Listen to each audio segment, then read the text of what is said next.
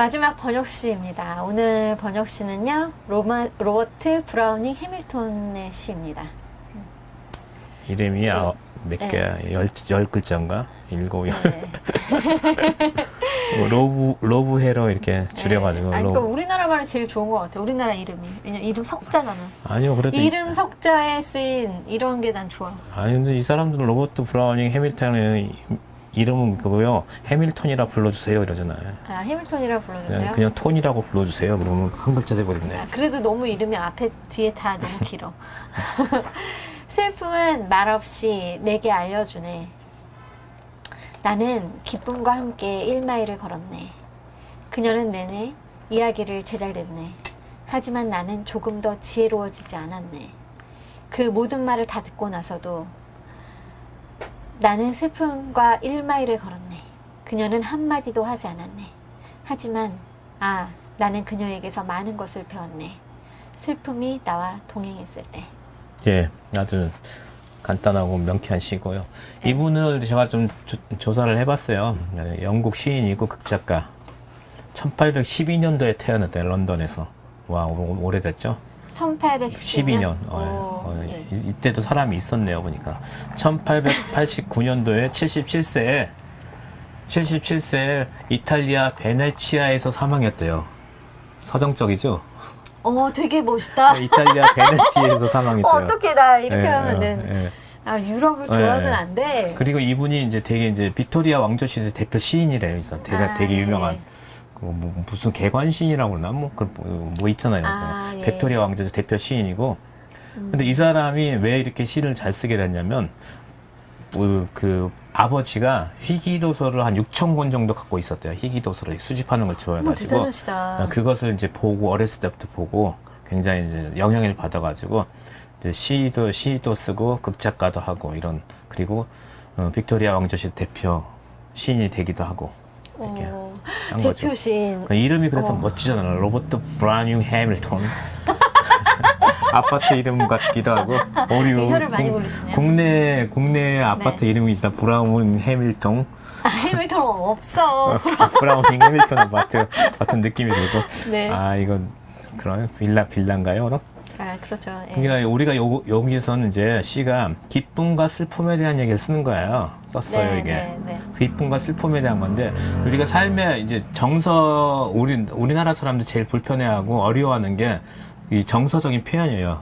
표현을. 내가 기쁘다, 슬프다, 이렇게 하는데, 더 많은 것들, 서운하다, 아프다, 좀 그런 거 표현들이, 몇백 가지가 있을 수도 있어요. 이제 그쪽에서는 스피노자는 그거를 50몇 가지를 우리 정서를 이렇게 표현하는 단어들이 있어요. 막 되게 많은데 우리나라는 이제 별로 없는 느낌이 들어요. 이게 표현하기가 그냥 서운하다, 아프다, 해가지고 근데 너무 많은 거 아니야? 우리나라 더 많은 거 아니야? 더 우리나라가 많긴 많은데 우리가 표현할 때는 다 그냥 하나로 표현하지. 우리 맛도 우리가 표현할 때도 맛있다 이걸로 끝내잖아요, 그냥.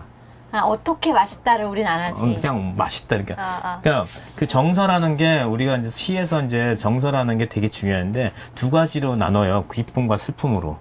그 안에 다 있어요. 그러니까 우리가 기쁨, 슬픔, 우울은 어디에 슬픔에가 있고 우리가 섭섭하다 그러면 그것도 슬픔에가 있고 기쁨은 그냥 엄청 저도 잘 표현을 못해요. 이 감정적인 것들을. 근데 시에서도 그런 것들을 잘 다뤄야지. 시가 잘 나와요. 감정적 표현을. 정확하게 표현하자. 나는 기쁘다 이렇게 표현한다. 시에서 슬프다 이렇게 표현하면 안 돼요. 왜요? 아까 슬프다 했잖아. 슬프다 이렇게 얘는 이렇게 표현하긴 한데 시에서는 슬픔을 표현할 슬프다. 때 이미지를 표현을 하는 거예요. 그때 슬픔을 어떻게 표현하냐면 가지에 검은 나뭇가지 노을진 나뭇가지에서 바닥으로 떨어진 잎새 한 잎. 이런 그게 식으로. 슬픔이에요. 그렇게 표현해야 돼, 시에서. 이미지로. 눈물방울이 내 목구멍을 타고 가슴에 들어간다. 이런 거. 그렇게 그런 표현을 써야지. 딱 자연의 바람이 슬픔을 표현하는 게 어렵네요. 바람이 참새가 아니네. 종달새 지나가는 이래가지고 그렇게 표현을 하면 돼요. 기쁨과 슬픔을. 예. 그렇게 표현을 하는데 우리는 그냥 기쁨과 슬픔이 있으니까 그냥 슬프다 기쁘다 이렇게 표현하는데 네. 그 지점은 정확하게 표현할 수가 없어요. 그러니까 네네. 그냥 우리가 그런 아주 표현을 안 해봐가지고 여러 가지 표현이 있어요, 그냥. 네. 어떤 표현이 있는지는. 그러니까 상담이나 이런 거 할 때 보면 우리가 표현을 너무 못하니 청소년 상담 같은 거 하면 이 감정 단어가 따로 있어요. 이렇게 쫙 단어집이 있죠. 내 감정이 50, 지금 어떤지. 50몇 이런 거 뭐 그걸 보고 이렇게 표현하면 정확하게 감정을 찝어낼 수가 있죠. 내 감정이 지금 너 어떤지. 지금 어때? 그냥 그런 거 없으면 뭐. 여기서 찾아봐 네 감정 이래가지고. 정확하게 그 어디서 나오는 감정인지 거기에 따라 다 틀리잖아요, 이게. 네네, 그렇죠. 내 욕구. 미안하다, 슬프다, 막 이런 뭐 엄청나게 많아요, 이게. 그런 것들을 그 슬픔의 단어들을 잘 들여다보고 평상시에 언어는 잘 안 되더라도 시를 쓸 때는 그런 거를 잘 이렇게 끄집어낼 수가 있는 거죠. 연구를 많이 해가지고. 그러네요. 운명을 바꾼 남자님 드디어 한 말씀 해주셨네요. 멋지다고. 네. 저희 원래 얘기 많이 해주셨는데 얘기해주시는 분들이 어디로 가셨는지 모르겠어요. 네. 어쨌든 오늘 시 되게 좋았는데. 근데 그죠? 오늘 요 시는 네. 뭐냐면 기쁨과 이제 1마일은 이제 1마일이 몇 킬로 되는데 1마일을 가면 아무것도 없다는 거예요. 제잘거리고 뭐 지혜롭지 더 지혜로워하지 않고 그 모든 말을 다 듣고 나서도 뭐 아무것도 없는 거예요. 기쁨과 가면 제잘되기만. 근데 슬픔이란 거는 여기다 의인화 시킨 거죠 이제. 그쵸. 슬픔과 1마일을 걸으면 그녀는 한 마디도 안 했대요. 그냥 기쁨과 슬픔을 다 여성으로 다 이렇게 표현한 것 같아요. 그러니까 한 마디도 하지 않았대요. 하지만 나는 그녀에게 많은 것을 배웠대요. 슬픔이 나와 동행했을 때. 이거 되게 여성 비하네요. 남자라서 그런가 봐. 남자라서 그런 것 같아요. 이게 여성적인 정서가 좀 강한 남자들은 기쁨 슬픔을 잘 느끼는데 여성 기쁨과 슬픔을 더 이제 그 깊게 느낄 수 있죠. 여성의 슬픔을 기쁨과 슬픔을. 그렇죠. 예. 운명 바꾼 남자님이 눈물방울이 내 목구멍을 네.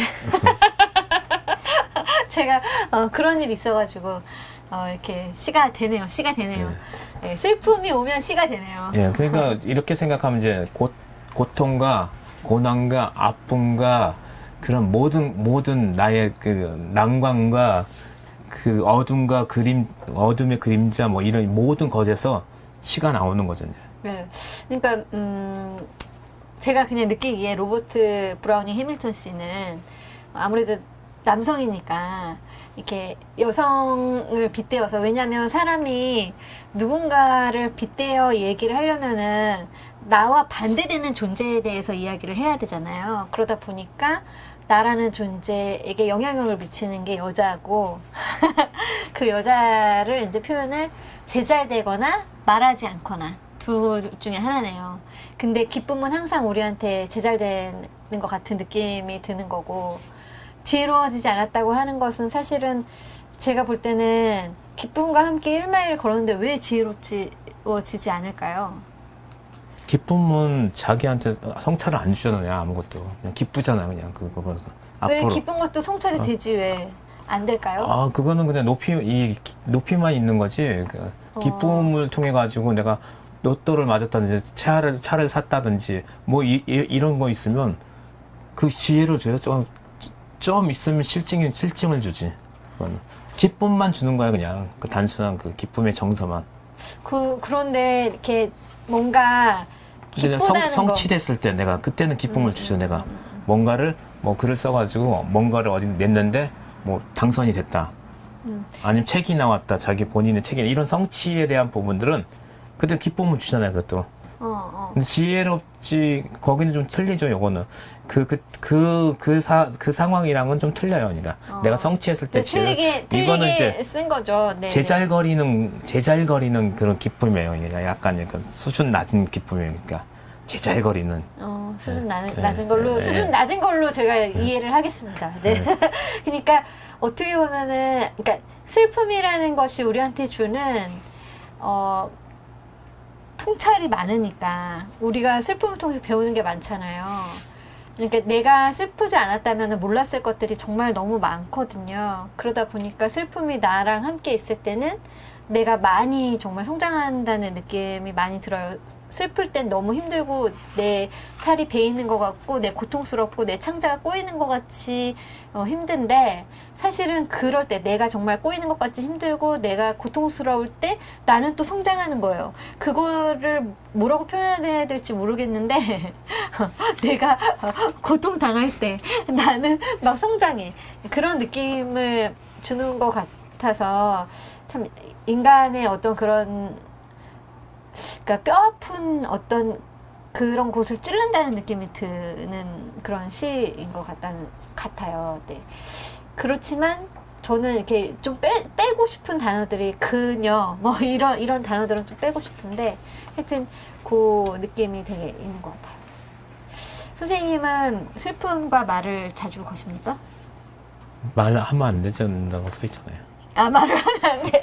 슬픔이 말을 안 한다니까. 슬픔은 말을 안 하죠. 슬픔은 말을 안 해요. 그냥 슬프기만 하죠. 네, 슬픔은 말을 안 하고 나를 노려봅니다.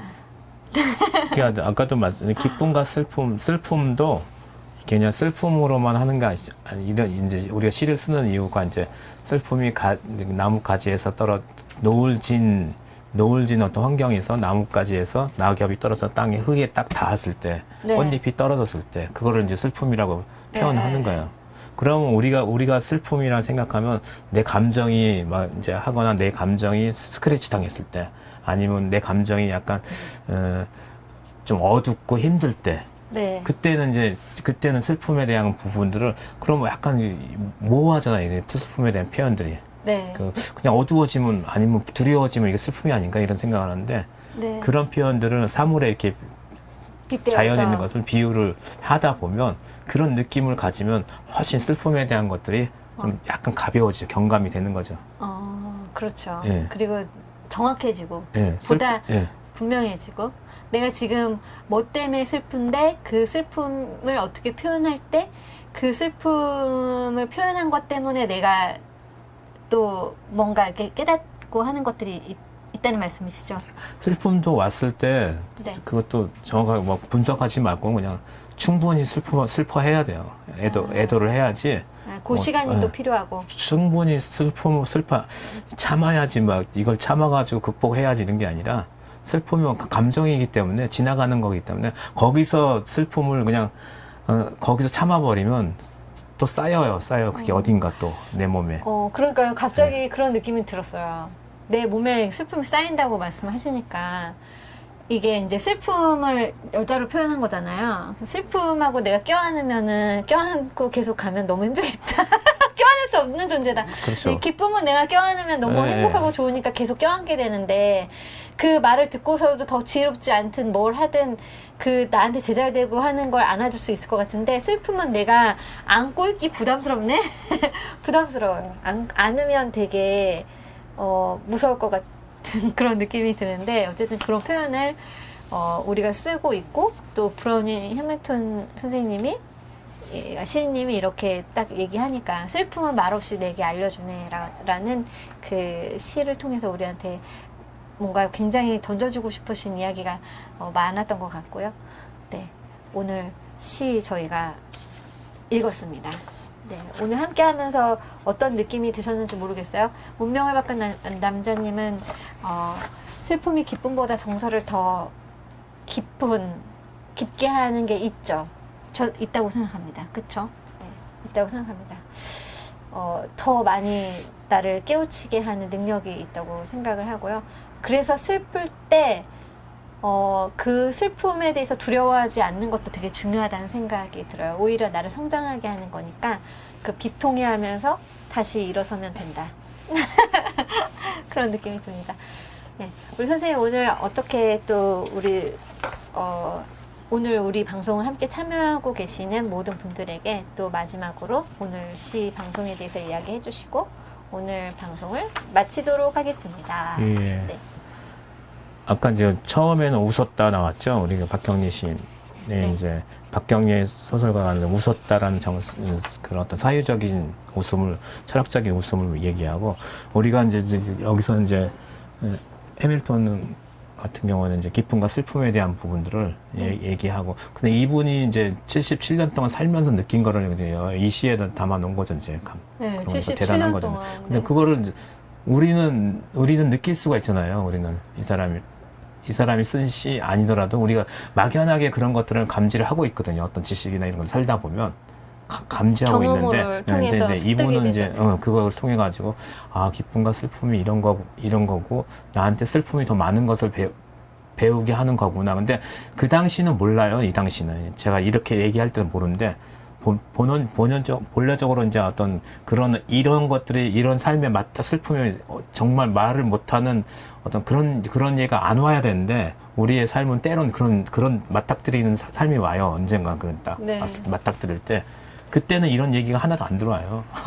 그때는 맞닥뜨릴 때. 근데 네. 맞닥뜨린 후에 우리가 이걸 알고 있다 그러면 이런 것들이 처음에는 이제 하다가 나중에 이제 우리는 인간들은 약간 고지시켜가지고 맞닥뜨리면 그때 지혜가 안 나와요. 좀 시간 지나서야 결국 내가 했던 것들은 계속 끊임없이 속에서는 정리를 하려고 그러죠. 저는 그런 것 같아요. 다른 방향으로 보려고 그러고, 이런 고통이 딱 오면, 네. 고통이 진행하는 동안은 다른 방향으로 보려고 그러고, 그런 것을 끊임없이 바닥 치는 것까지 생각을 하기도 하고, 또, 최후까지 간 지점은 어딜까요? 생각하기도 하고, 그것만 좀 벗어나오면 내가 그냥 감사하겠다는 생각도 하게 되고, 그런 것이 반드시 삶을 통해서 오거든요. 맞닥뜨리는 삶이. 네, 그렇게 많이 일어난 사람도 있지만, 그래도 맞닥뜨린 삶이 올 때, 우리가 그런 어떤 이런 시나 어떤 생각들을 계속, 생각을 하고 있거나, 어떤 네. 사유를 하고 있거나 그런 것들이 있어야지만 그것에 대한 어떤 다른 사유를 할 수 있고, 다른 생각을 할 수 있거든요. 근데 아무 생각 없이 살다가 그런 생각을 맞닥뜨리면, 그냥 주저앉게 네. 되거든요. 네. 그러니까요, 우리가 그런 어떤 그 힘은, 나의 정서를 일으키는 힘은 이렇게 여러 가지 생각들을 맞닥뜨리고 그 안에서 내가 뭔가 그러니까 시를 많이 읽는다는 게 그 시를 쓴 사람들의 삶과도 우리가 조우하는 거고, 그리고 그 시를 통해서 우리가 계속 뭔가 사유하고 계속 나아가는 거고, 그 안에서 성찰이 일어나고 하는 것들인데, 그렇게 한 경험이 많은 사람일수록 진짜로 슬프고 고독에 빠졌을 때 다시 일어날 수 있는 힘이 많이 있는 거라는 생각이 들고, 선생님이 그런 얘기를 해주신 것 같아요. 네, 그래서 오늘 시 마지막으로 읽고 마치도록 하겠습니다. 네. 슬픔은 말없이 내게 알려주네. 로버트 브라우닝 해밀턴. 나는 기쁨과 함께 1마일을 걸었네. 그녀는 내내 이야기를 제잘댔네. 하지만 나는 조금도 더 지혜로워지지 않았네. 그 모든 말을 다 듣고 나서도. 나는 슬픔과 1마일을 걸었네. 그녀는 한마디도 하지 않았네. 하지만 나는 그녀에게서 많은 것을 배웠네. 슬픔이 나와 동행했을 때. 네. 함께 해주신 여러분 진심으로 감사드리면서, 여기도 그게 있네요. 보니까 여자 말을 잘 들어야 된다. 소재가 그러네요. 슬픔도 여자고 기쁨도 여자네요. 여자 말은 잘 들어야 된다. 여자 말 잘 들으시는 오늘이 되시기를 바라면서, 네, 오늘도 함께 해주신 여러분 진심으로 감사드립니다. 사시콜 52번째 시간을 마치도록 하겠습니다. 예.